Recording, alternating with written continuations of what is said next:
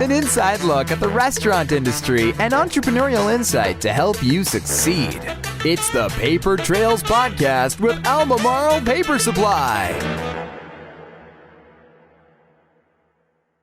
What's going on, guys? How are you? This is Nick Caligari-Mitros, and we are back for the Paper Trails Podcast. Super pumped to have you guys on. I'm thrilled for today's episode. This is episode 20. If you guys are just plugging in and listening to us via Spotify, or if you guys are watching us on YouTube or whatever, we are pumped to have you. This is a podcast all about business ownership, entrepreneurship, the mindset of successful business owners.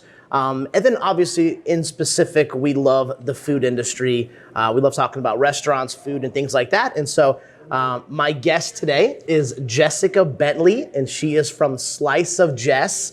And so I met her, through some mutual friends, through, Jessica, our Jessica, that helps us with some marketing stuff. And we've chatted on several different occasions, and I'm super pumped. She has done extremely well in starting her own company many, many years ago and becoming a food blogger and becoming well-known. And so you guys need to check her out, check out her website. We'll put all the handles, but she's been featured. She had a little travel channel. Yeah. Travel channel little stint, where they went to the airport. I saw that video last night before I went to bed, and I was kind of scoping out some other, brands that she represents. And so we're excited to have her on the show and just have her tell about her story and how she became a food blogger. And so, Jess, why don't we start off? Give us a little background, where you're from, how you ended up in Charlotte, and maybe we'll just start there. Okay. Hi, I'm Jess. I moved here to Charlotte about 8 years ago. I'm originally from the San Francisco Bay Area. Okay. And we basically moved here because the cost of living. We wanted to, have kids and buy a house. And San Francisco, I miss it. All of our family and friends are there, but this is home now. Nice. And when we moved here, I was an accountant. Okay. And I've always loved to cook. And so a lot of my friends back home would text me and be like, hey, can you send me that recipe for, blah, blah, blah that you brought over? So you've always cooked? Not always, okay. but for most of my adult life. You developed a love for Yes. cooking. Okay, all right. Yeah. And was your mom really big in cooking? No. So I grew up with just my dad and my brother, and nobody cooked. And I always thought of, so I would love to sit at a table like with my family and eat dinner every night and cook it. And so when I met my husband, I was like, you know what? I'm going to start watching Rachel Ray. And I'm going to try and make her recipes, like her 30-minute meals. And I'm sure at first they were terrible, but my husband was like, good. So you started just by that? Like just by that, yeah. By Rachel Ray on TV, hey, let me just mimic these recipes. Yep. Okay, all right. I love that. And come full circle later, I actually got a call twice from the Rachel Ray show. I was supposed to go on, before COVID, yay. But maybe next year or something, I don't know. We'll see. Because I told them my story of how that's how I developed cooking and stuff. And I actually submitted it, and they called me 2 hours later.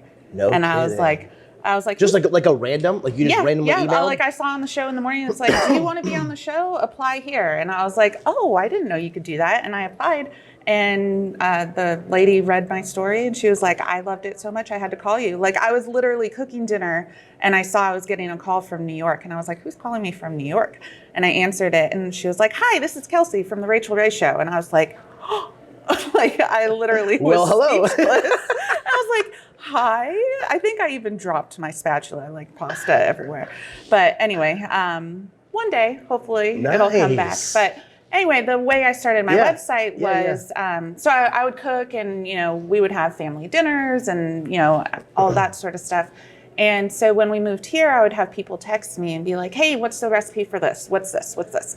And so finally, my husband was like, Jess, like, put it on a website so you don't have to keep typing it out, blah, blah, blah. So if you go back to some of my first recipes, it's literally just like this tiny little photo that's not good at all and a recipe. And then it just kind of went from there. After that, I was like, well, what year is that? Like when did you start your website? Was it 2013 or 14? 2014, I believe. Yeah. Okay.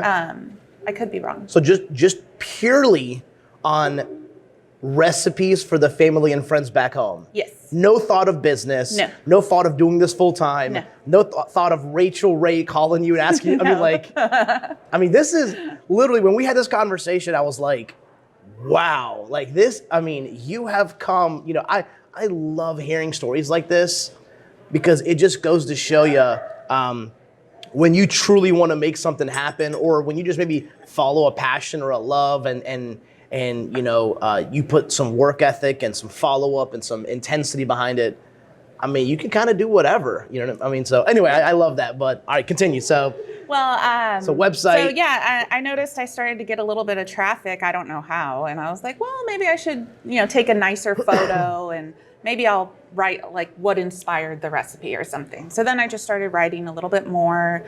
And I was like, well, was this like frequent or like this like? No, like at first I would put up one recipe every, I don't know, month. Okay.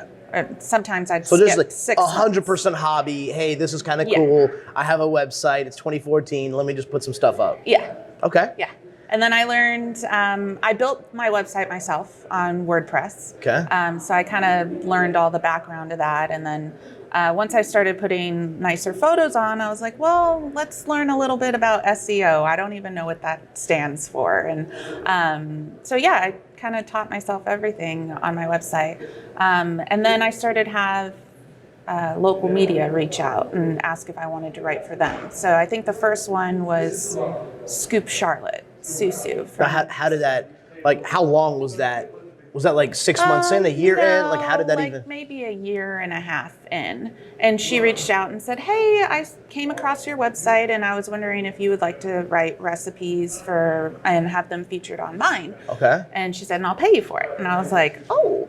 And I was like, okay. And then I started submitting recipes to her and she would feature them. And then she said, hey, do you like to go out to eat? Do you want to, you know, go review some restaurants and you can write them here and I'll feature them. And I said, oh, that's fun. And I remember the first one we went to was EEZ Fusion in Huntersville. Yep.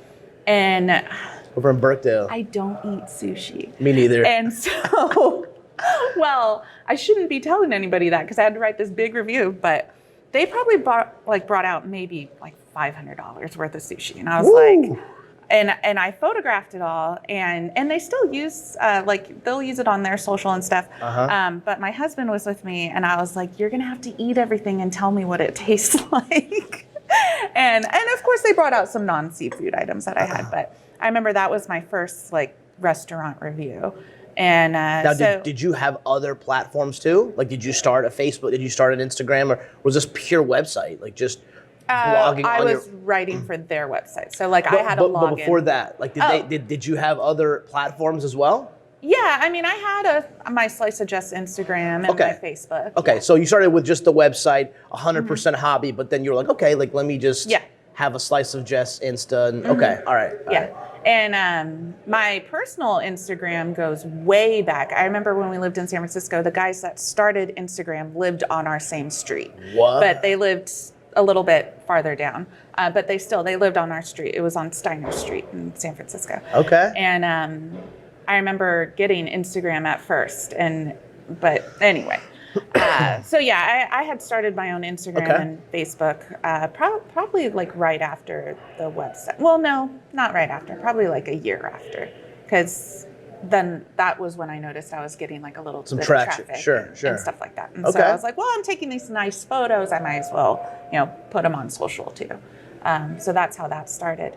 And you have no background in photography. Like, it's not like you're a professional. I mean, you were a CPA accountant. You were like.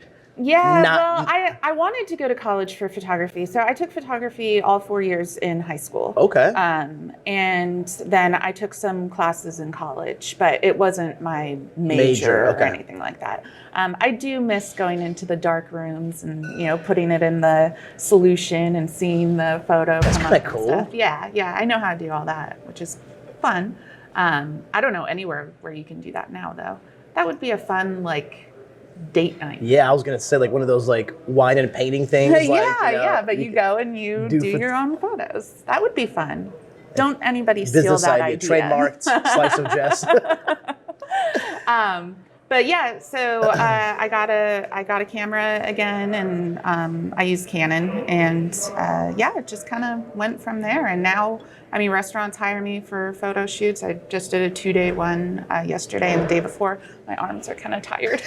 And we're actually, just so you guys know, we're actually at the Canopy Hotel by Hilton. So they're and this is a client of yours, mine, right? yes. And so if you guys are like, hey, you're not in the studio, you're not at a restaurant. Yeah, we're actually at a super nice hotel in South Park, who was a client of Jess's, and so, Yep. you know. So I do all of their PR. I assist with photography. We have a restaurant here, Fine and Fettle, and so I've actually been coming to this hotel probably since February, where we'd have to wear the dorky hard hats, and because the it just floors opened, weren't right? Here. Yeah, they just opened a couple months ago. Okay, so it's a newer hotel. Yes. So, but okay, let's back up a little bit. So, year and a half, you get. Sorry, I get off track. No, you're good. You're good. Me too. Trust me. You're good. So you said Scoop Charlotte. Yeah, Scoop Charlotte was Scoop the first one. One that reached out to me. That was out of the blue. You weren't expecting it. No, I remember I got the email from her, and I was like, what? Like, okay, that would be fun, And get paid? Yeah, and get paid. Like, yay. So I wrote for them for a while, and then I had the Charlotte Observer reach out, and I was one of the main food writers for Charlotte 5. So I had maybe 2 articles a week that would come out, and they would either be, me going to eat at ... and interviewing their chef, and having him talk about his food, and I would take pictures, and my husband loved it because he'd get to eat at all these places for free. And sometimes we would bring some friends or something, or it would be like a roundup of where to get the best coffee in Charlotte, which is Fine and Fettle right here. They have a coffee bar, and it's fabulous. But so I wrote for them. So you think you really cut your teeth there? Like that's when you really started. I mean, obviously you had a little bit of photography background, which is great. But it sounds like Scoop, Charlotte Observer, like that's when you really kind of. Yeah, I mean, I was creating content for their websites, so it wasn't really anything for mine. But you were honing your craft, though. Yeah. Like you were writing, you were taking pictures, you were meeting some chefs, you were. Yeah, and being a foodie here in Charlotte, it really made Charlotte feel like home. Like, Charlotte is huge. Yeah. It's massive. But like the food community they're so tight knit. Yeah, like, and you true. don't see that in other like big cities. Like, you don't see chefs that hang out with other chefs that are like competitors with each other. Like, they all support each other. And that's interesting. Yeah, it really is. And Chef Daniel Wheeler here, I met him probably in February, and we went to a food show together over in Wilmington, and me and him talked about that a lot because we're both from different areas, and it's wonderful how close knit really the Charlotte community is. And I mean, I've met so many fellow bloggers, and it's weird when I had my office in Uptown, like I would be walking and I would see someone almost every time that when I went out that I knew because they were like a local foodie. And we would get invited to events, and it's funny, I still go to some now. They're starting to pop back up again, but you'll go somewhere and you're like, I know you. Yeah. And you're like, we follow each other. Hi. You do one of the nods. Like, and we're like, hey.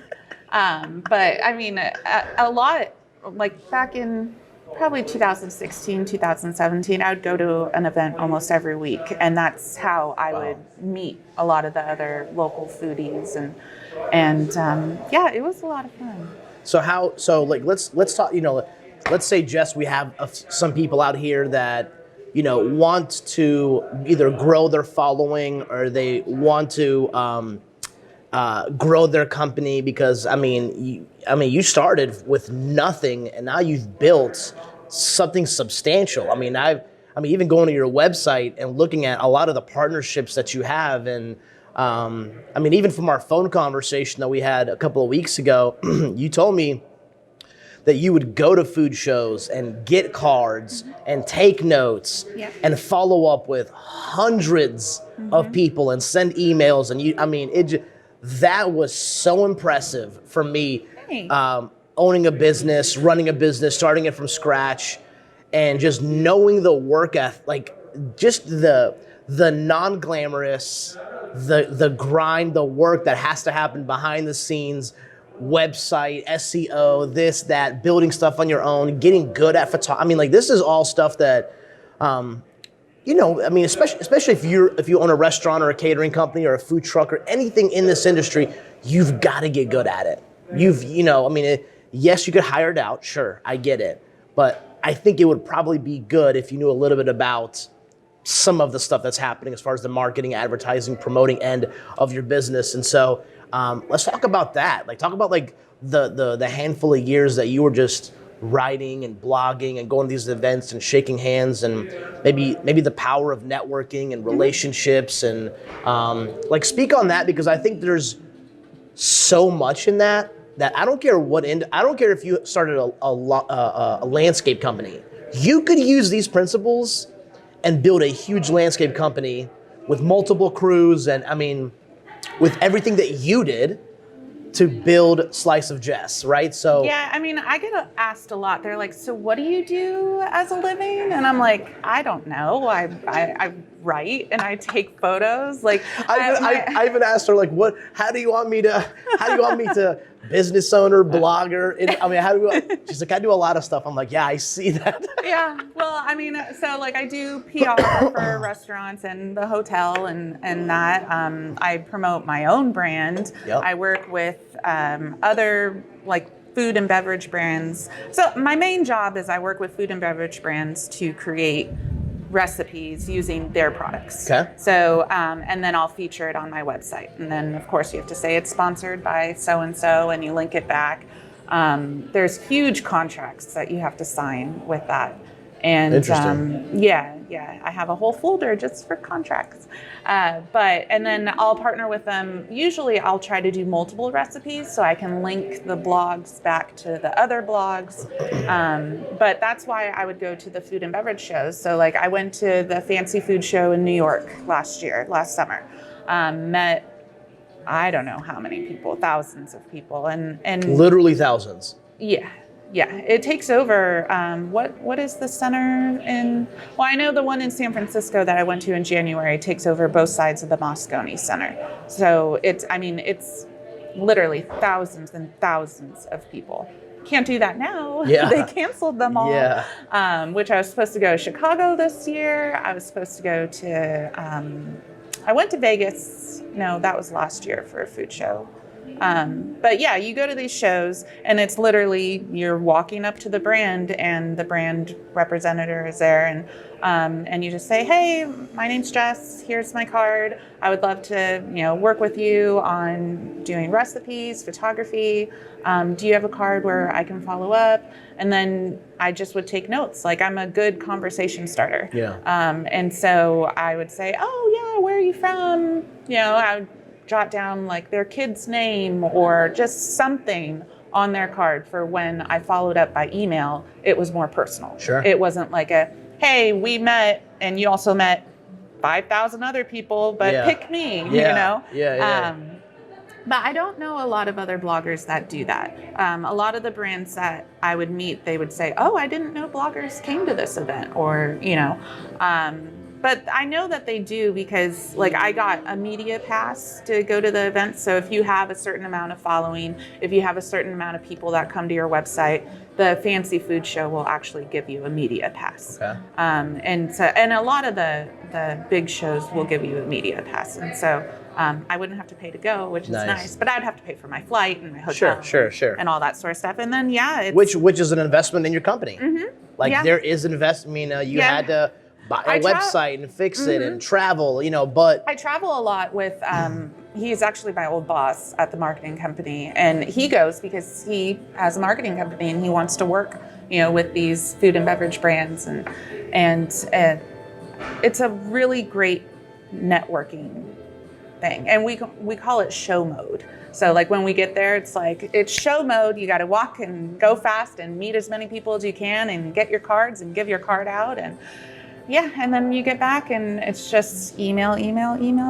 But I would get a lot of business that way. It was a lot of fun. I mean, there is so much that people could take from that. I mean, I guess, having our paper company now for 12 years, I've just learned the power of networking and relationships and, staying in touch and, and not always just for business, like not always to call to get an order. Like you're just, taking good notes and being relational and having good conversations. And, and so I always, the way I see it, Jess, is after some time, it's like, I'm a friend of this client of mine. Right. Oh, by the way, I sell them paper too. It's like, that's kind of the relationship that I always try to go after. So yeah, I mean, so you would recommend anybody out there, no matter the business, but especially if you want to get into blogging, relationships matter. They really do. And it doesn't hurt to be kind. 100%. Always be nice. You never know what opportunities will arise. I mean, even just yesterday and the day before, I hired another a foodie here in Charlotte to help me as assistant photographer, just because, and I paid him well for it. Yeah. And when I met him, I never would have thought, hey, I'm going to hire you one day to come, take photos with me. 100%. But definitely networking is where it's at. So meet people. And I would say be nice to people. Be nice, be kind, be courteous, and so that will take you a long way. And so that's kind of how you were able to get where you're at, right? Just blogging, relationships, the Charlotte Observer, magazines, persistence, shows, traveling. There is investment on the front end. Yeah. Right. That you will have to do X, Y, Z depending on your industry, whatever it is. But on the back end, that it's worth it because you'll have those relationships and you'll gain some business. I'm still learning things every day. Invest in yourself to, teach yourself something new every day, whether it be you're really shy and you don't want to network. Sign up for a virtual event or something and just observe and get out of your comfort zone a little bit. And before you know it, that place where you were uncomfortable before, now you're like thriving. And you're like, oh yes, I can do this, Or it's more normal. It's like, okay, like, you don't have to give speeches or talks in front of crowds, but like you can make some connections. You can pass out a business card. That's a little bit more normal. So, okay, let's transition into recipes and cooking. Like tell us a little bit about that. Do you have any favorite meals, dishes? If you go on my website and on my social, it looks like I eat like tons of food every day, but I really don't. I'm cooking every day, and I'm cooking these extravagant things. I joke all the time that I get paid to make drunk food. But most of the time I just give it away to my neighbors, or if sadly I waste a lot of food because it's sitting out for hours at a time. And it's not good to eat afterwards, so I gotta throw it away. But I do have a lot of fun in my kitchen. I dance in my kitchen and cook and all that. But now my kids are home, my husband's home, and I'm like, I need you to go away. Like I need to be in the kitchen by myself. Let me work. Yeah. But yeah, I never, when I started my website, I never thought I would be doing this full time. And so, how many years did it take to actually build a business big enough that you could go full time? Because like that's a big deal. I quit the marketing job when our second son was born, and he's 2.5. So 2.5 years ago, I was like, I'm going to do this full time. 2.5 years ago. Mm-hmm. Which 2020, so 2017, 2018. Mm-hmm. You started in 14, so 4 years, 3-4 years. Mm-hmm. Yeah, I don't know.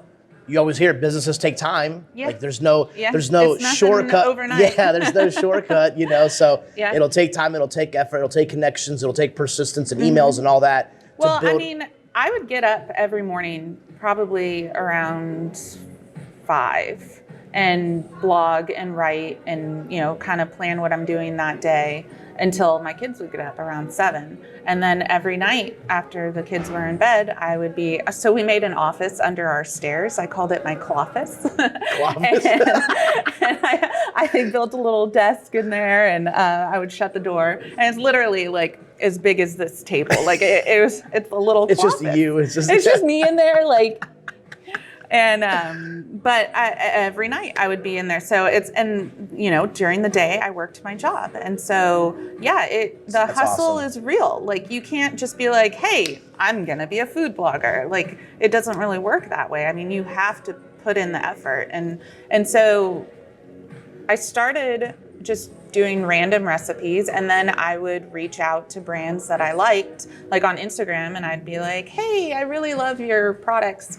Would you want to partner together on a recipe? And at first it was just like, mail me your product and I'll feature it on my website. Yeah. I have a whole 5 people that come to my website a day. But you gotta start somewhere. Yeah, but I would love to, do that. And then it just kind of built from there. Then I'd be like, hey, can we partner for $50? Yeah. And then it just kept going, and then my traffic kept getting higher, and then I could charge more. And now I'm to the point where I don't really need to reach out to anybody. That's like awesome. Brands will reach out Come to me. you. Mm-hmm. I mean, that's it. Except for like when I would go to the food shows, but I like traveling. So it's kind of an excuse to travel, see new cities. It's a good perk, But I'm getting business. There you go. There's business expenses. We get it. So you're a CPA. You know how this works. But no, I love that. I love that because, like maybe your body's not going to naturally wake up at 5 o'clock and you have to force yourself to do that. But you knew. They make alarm clocks. That's it. You know what I mean? An alarm clock it alarms you. Like it's not like, but I love hearing stuff like that, Jess, because it just, I mean, not to like cliche the whole business owner, entrepreneur, like lifestyle, jet, Rolexes, like that's big right now. I mean, I don't know how old you are. I'm 34. I'm like 10 years ago, like that wasn't what was like super. I mean, 15 years ago, I don't even think the word like entrepreneur was even like, I mean, it was out there, but like. Or freelancer. It wasn't like it is now. Right. And I just think people need to get a reality of, okay, cool. Like you can have that. This is America. You can make money. You can make as much money as you want. But there is a path that you got to go down in order to achieve that kind of success. I don't care if you own a traditional company, a restaurant, a blog, a website, it doesn't matter. So I love that. Now, you have favorite foods? Like if no budget at all, Nick's paying for it, no budget, you and your husband, you're going somewhere. What is what would you love to I don't know. That's such a hard question. I'm a sucker for burgers. Okay. I love burgers. Cool. Or just big, massive sandwiches in general. Nice. Anything potatoes. Like mashed potatoes, fries, anything? Fries, baked potato, anything. Give me a plate of potatoes and I'm happy. How about that tater tot you were telling me that? Is that a client or no? That's a client of mine. And we actually filmed here at Canopy in August because I met them when I was at a food show in Vegas. Okay. So they're these colossal size tater tots. And so they're a manufacturer. Yes, and they're called tater kegs. And they're filled with all these different things. Like they have a Reuben one, they have ones with eggs and bacon, and it's called breakfast skillet. And so I met them at a show in Vegas, and I was like, these are cool. And I started talking to. How big is it? I should have brought some, and we could have fried them up, but they're like that big. Okay. I have a freezer in my garage dedicated to tater tots, tater kegs, and meat. That's all that's in it. Because the last time, so they flew here and we filmed 4 different things for them to use online because they're not doing the food shows anymore. Okay. So they needed to have content for like virtual food shows. And so we came here, we made, so they hired me let me backtrack. After I met them in Vegas, which Mark is who I met in Vegas. Okay. He's their sales manager. All right. And we just hit it off. And I was like, these are so cool. Like, I've never seen anything like it. Yeah, like, they sell them at Yankee Stadium and, you know, they're a really cool product. Okay. And, you know, to restaurants and things like that. Yeah. Pubs, you know, like, it'd go perfect with beer and, you know, beer and pops. Stuffed filled tater keg. Tater kegs. But anyway, so when I met him, we kind of hit it off and we chatted. And this was a smaller food show. So the second day when he was packing up, I went back and said, hey, you know, it was really nice chatting with you. Networking, being nice. Yep. And so he reached out to me, or no, I wrote him an email, said, hey, you know, hope you had safe travels, blah, blah, blah. It was really great to meet you. Yep. If I can ever help you with anything that we talked about, just let me know. Yeah. And he wrote me back and he said, hey, I actually want to make up recipes with our tater kegs to inspire chefs what they can do with them at their restaurants. Okay. And I said, I could do that for you. And so I came up with about 20 different recipes. And they mailed me 120 pounds of tater kegs. And I was like, what am I going to do with all these kegs? And so I had to buy a freezer for my garage. And it's literally just it's still filled with tater kegs. And when they flew here in August to do the videos here, they mailed me another 120 pounds worth of tater kegs. And Eric, who I was talking about earlier, my old boss that we travel together a lot, I called him and I said, I can't fit all of this at my house. Do you have a freezer? And he's like, yeah. And I'm like, okay, I'm going to have them mail half of the tater kegs to your house. And so they mailed me like 80 and I think they mailed him like 60. And then we brought them all here and Chef Daniel Wheeler let us take over the kitchen for the day. Well, his fryer mainly. And we made up 4 or 5 of the recipes here. We have a film crew that I work with, Clint and Brian. Hi guys. Shout out. And they film recipe videos for me as well. So I hire them, you know, to do that. And we came here and we took over part of the restaurant, and then we did some in the conference rooms down there. And so, yeah, I got them as a recipe client, but then now they've turned into a video client. And then they recommend me to other brands that they know. And so power of referrals. Now, how do you come up with recipes? Like I don't know. Is that just like literally like just you being creative? Like you so I got the kegs and I fried some up and tried them and I said, okay, well, what would this be good in?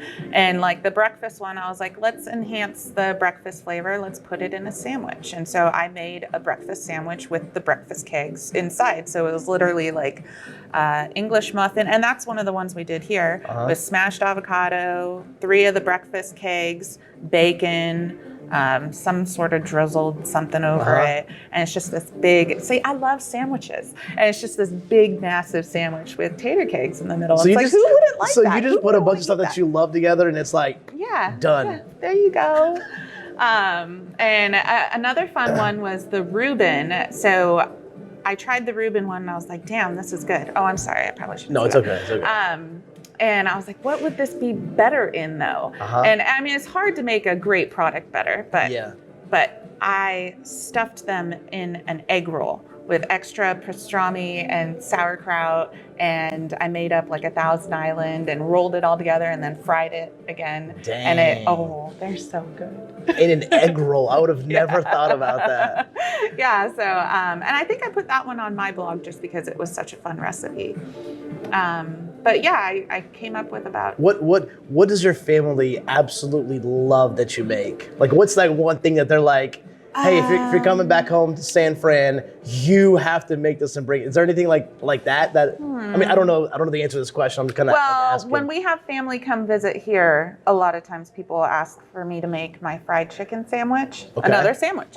But the thing that's special about it, so Dollywood, they hired me to come out and do a blog about visiting like all the foodie stuff at Dollywood. And when we were there, they had this fried chicken sandwich. And I was like, this thing is glorious. And it had like a touch of sweetness to it in the breading. So I was like, okay, I'm going to make up a fried chicken recipe and I'm going to try and mimic it. And I thought about putting powdered sugar in the flour dredge. So I would do the flour with all the regular seasonings that you would do, but then I did a whole, I think it was a half cup of powdered sugar and mixed it in it. And then I brine the chicken in a mixture of pickle juice and buttermilk. So you get that like pickly sort of taste, but then you have that sweetness on the outside. And then I make a habanero aioli and put that on, and and pickles, of course. And I get asked to make that a lot. So I mean, if we had, and we just made a video for that. So if you go on my website, I worked with my production crew, and we that was a funny day. So we rented out an Airbnb, and I showed up, and Clint and Brian were there, and they had set up like $80,000 worth of film equipment, and I was like, oh, like this is gonna be fun. What's happening here? And we did 4 recipes that day. I changed my hair and my makeup and stuff in between, but we filmed for 21 hours straight. Oh my goodness. Yeah. Towards the end, we started to get a little delirious. Yeah, you're done. You're tapping out. We have a lot of bloopers that I haven't shared yet. And because, I mean, you get kind of wacky after that long. That's a long It was a time. long day. And after that, we were like, I think we're only going to do like 2 recipes a day. Because, I mean, towards the end, I mean. Yeah, you're maximizing that Airbnb rent. I mean, because we have to rent it for 3 days. Because, I mean, it takes almost a whole day to like set up everything. And then we film an entire day. And then we come back the next day and we clean it, break it down.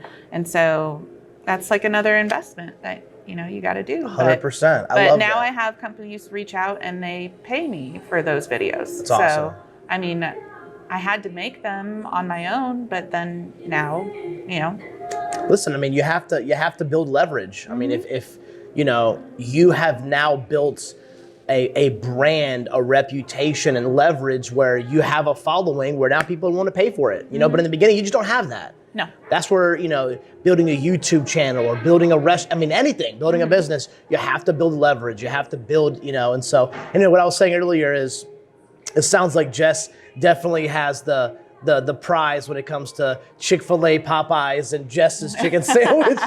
We'll have to do a little taste test. So, nice. I love that. Any favorite restaurants that you love to dine? Around here. I mean, obviously you have clients and you love them, and you'd love to give everybody a shout out. But anybody like you personally, I love going here. This is, I love getting some takeout for the family here. I don't know if I could mention one in particular. I have a lot of favorite restaurants around here, and of course it's because I know the chef. Sure. And I'll come and go say hi to them, and then they come out and they're my friends. Sure. So of course I want to go to their restaurants and support them. 100%.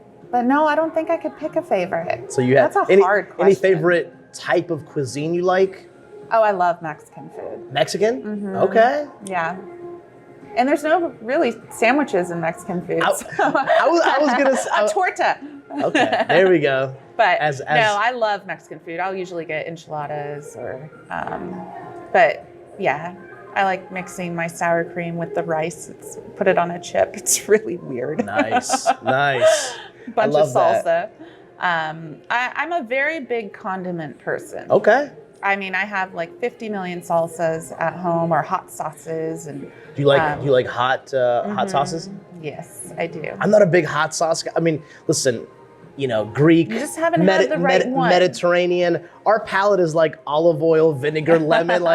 We have there's just not a lot of. I mean, just even over in Greece, there's not a lot of sauces. There's not Well, see, that wouldn't be a place for me. That's it. I mean, listen, visit for the islands. Bring your own sauces. But that's so interesting. Is it just countries, how they eat, pallets. I mean, it just, I have an uncle of mine that literally exported Texas Pete to Greece, and it didn't do well. It just the palate, just the food, I mean, there's no like ranch. It's olive oil and vinegar. There's a lot of ranch everywhere. I mean, Really? people eat ranch with their pizza, Everything, yeah. like ranch with everything. I mean, here with in their general, fries. yeah. Anyway, I love that. Cool. Well, any last parting thoughts, Jess? Anything for anybody out there that's listening that would love to become a blogger? What are some thoughts, suggestions, tips, anything that you want to just leave them with as far as how to maybe do it full time in 5 years or 7? Yeah, Whether it's, I mean, kind of, we touched base on it before. It's all about networking. It's be nice, be a nice person. Follow up with the people that you meet. Follow up with brands that you want to work with. I mean, I work with brands now that when I first reached out, like they wouldn't even write me back, and but just be persistent, keep going, get up at 5 a.m. if you have to. There's no excuse if you have a 9-to-5 job right now. Or a family Yeah, I mean, I got 2 kids at home under the age of 5. It's busy and it's crazy, but I love it. It's fun, and I get to do it full time now just because I followed up. And just if you have that dream, it's probably way over there. But if you just keep baby step, before you know it, you're there. That's awesome. Yeah. I love that. Thanks for having me. Yes, I love that. That was. I mean, this has been so. I mean, honestly, just meeting you and just learning more about your story, it just, it does not surprise me why you get to live your dream and travel and meet people and have these friends that are executive. I mean, this is cool. And the thing is, people would love to do it. And so they just have to get over certain humps, whether it's their comfort zone or whether it's the fear of getting rejected or somebody not emailing, hey, I emailed 20 people and nobody responded. Okay.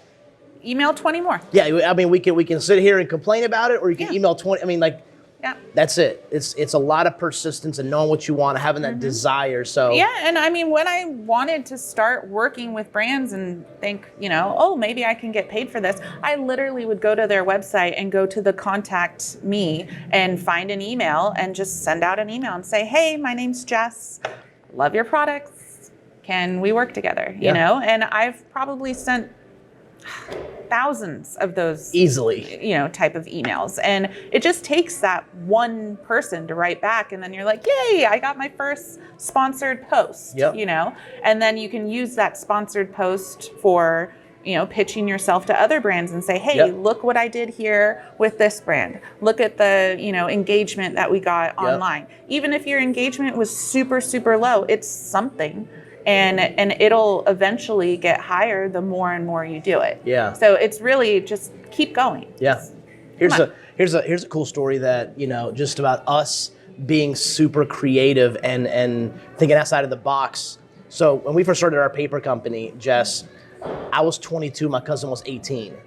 I mean, how much can a 22 and 18-year-old really know about anything, okay? So we had a small little box truck, like a really small one, like not a Penske, like just a really little one.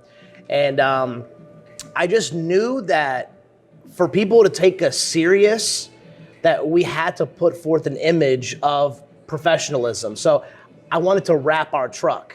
Okay. But it was like $2,000 or $2,500 to wrap this little truck. And I'm like, God, like $2,000, it might as well have been $200,000 because we're like, you're like, I don't have that money. Yeah, I don't have the 500 to give you. I don't have 2,000. So I remember literally, I was like, you know what? What if I call some of these big manufacturers that I already sell their products and ask them for $500 to put their logo on here for 2 years, and then I'm gonna drive this truck. So I literally formed up an email. That's a really good idea. Hey Clorox, hey Dart, hey Solo, hey all these manufacturers. We drive our truck 200 miles a day, 5 days a week in the Charlotte and in Winston-Salem and the Triad and in all these areas.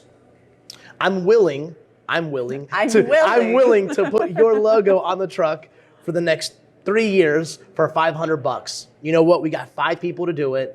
And I literally had those guys pay for the wrap. And so that's awesome. That is just an example, just for anybody listening. Think outside the box. Ingenuity, creative, initiative. Like, no one's gonna hold your hand, and like, no one told you how to learn.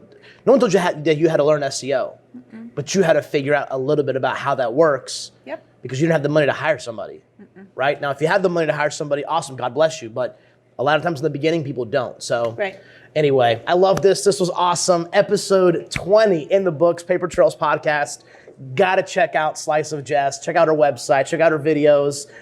If you have questions, shoot me an email. I'm a nice person. I will write you back. 100%. I can attest to that. She's absolutely great, super nice, very friendly. We've had an awesome conversation. But anyway, good to see you guys. If you guys have not subscribed, hook us up. Hit that little subscribe button, comment, like, share. If you have some friends that are business owners that are in the food industry that would love to chat with us, let us know, and we'll have we have some episodes. We will have Chef Daniel that actually works here hop on a future episode with us. But anyway, good to see you guys. Have an absolutely amazing day, and we'll talk to you guys soon.